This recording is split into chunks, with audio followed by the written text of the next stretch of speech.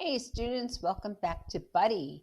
Let's just quickly review Buddy chapter 13 notes. Okay, so the setting took place at the church and little T's house. Little T mows the church lawn. It's a difficult job. And while little T is mowing the lawn, Tanya's watching Buddy. And she dresses Buddy up like a girl and plays with Buddy. Little T returns home, gets very upset, kind of overreacts. Daddy gets upset. And there's all this external conflict going on.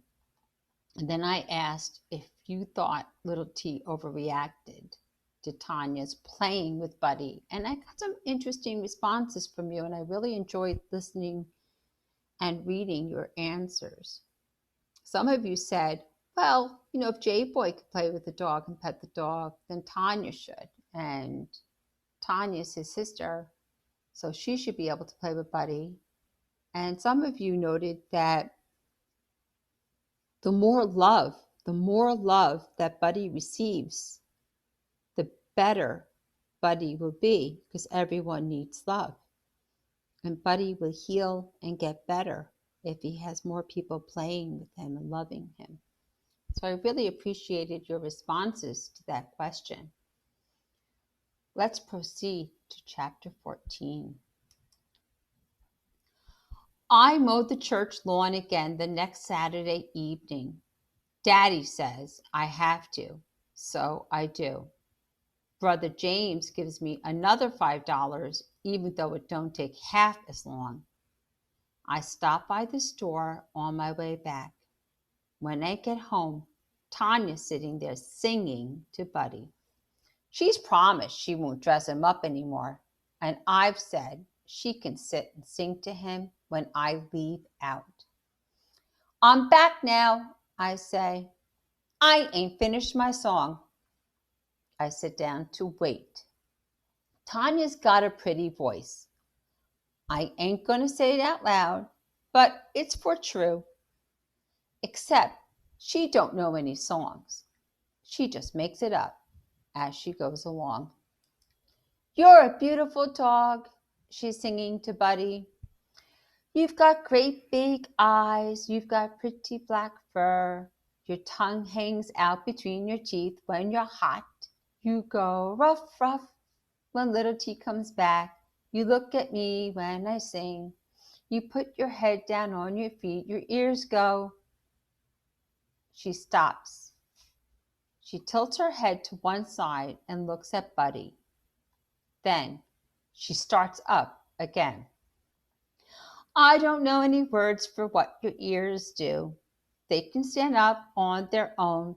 They're pink inside. That's enough, I say. This song ain't never going to end. She hunches up like she's afraid I'm going to hit her. Can't you sing something else? Something that's got an end? The eensy weensy spider, she says. Okay, that's short. I wait all the way through. I see her drawing a breath to start over. You're finished. Now go.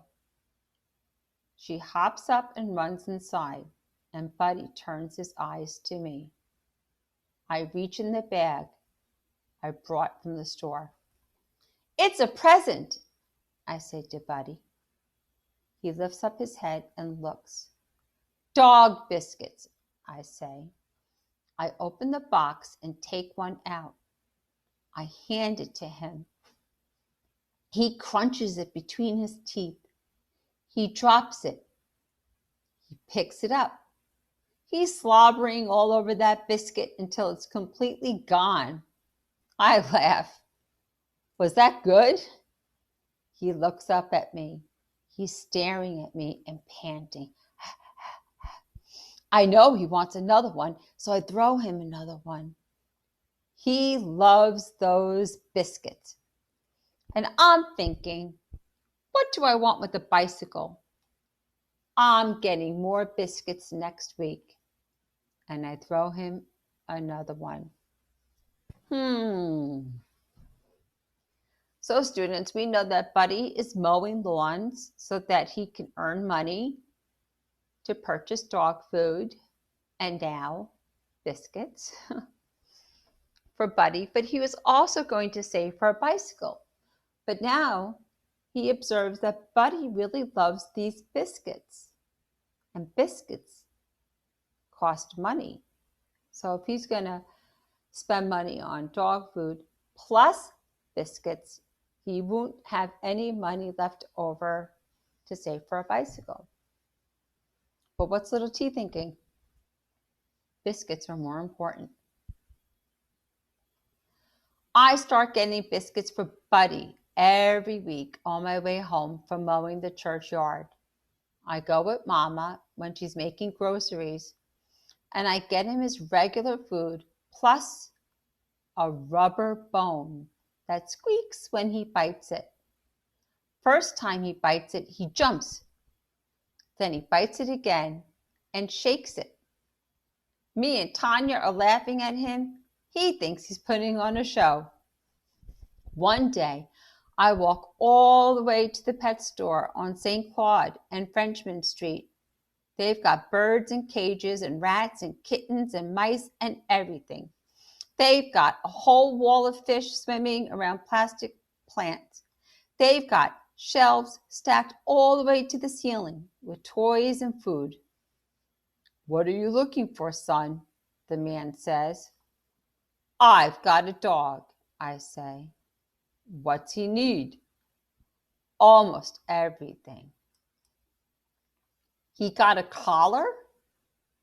I shake my head. He needs a collar. The man walks to a whole rack of collars. Is he a big dog or a little dog? Medium. He lifts up a red leather collar. Is this one long enough? He wraps it around in a circle, and I think about Buddy and whether it would fit around his neck. Yes, sir, I say. You got a tag? A tag? You need a tag. You need to put his name on it and your phone number, so if he runs off, they can find you. Buddy can't run. He's only got 3 legs. He's named Buddy. I've got a tag with that name already on it. He shows me a whole display of name tags. Sure enough, there's one that says Buddy. It's silver with the letters already scratched into it. I'll take it, I say, and I hand him the money. Whoops. When I put it on Buddy, he stands up straight like he thinks he's really somebody's dog now. You the man, I say to Buddy. Woof, Buddy says. And I think that means you too, little T. Okay, so little T is really taking care of Buddy and learning how to take care of Buddy. So we went from purchasing dog food to adding biscuits, getting him a bone to play with, and now a collar and a tag. And when Buddy has that collar on him and a tag that has his name on it, he stands up straight like he thinks he's really somebody's dog now, like he belongs to a family. He's no longer a stray. So in chapter 14 notes, we know it starts off at the church. He's mowing the lawn. And we move to the pet store and back to little T's house. Tanya sings to Buddy. She watches Buddy when little T mows the lawn at the church. Little T gets Buddy some biscuits. Little T goes to a pet store and buys Buddy a collar and a tag. And little T prefers to buy Buddy things rather than put some of the money towards a new bicycle. My favorite quote in this chapter is this: when I put it on Buddy, he stands up straight like he thinks he's really somebody's dog now. Here's our stop and jot question. Collar, tag, and biscuits. How do these 3 items define the relationship little t has with Buddy? How do these 3 items add to their bond? What does this say about their relationship? Is it a temporary relationship? Is it permanent? Is it real? Think about it. Okay? And that's it for today.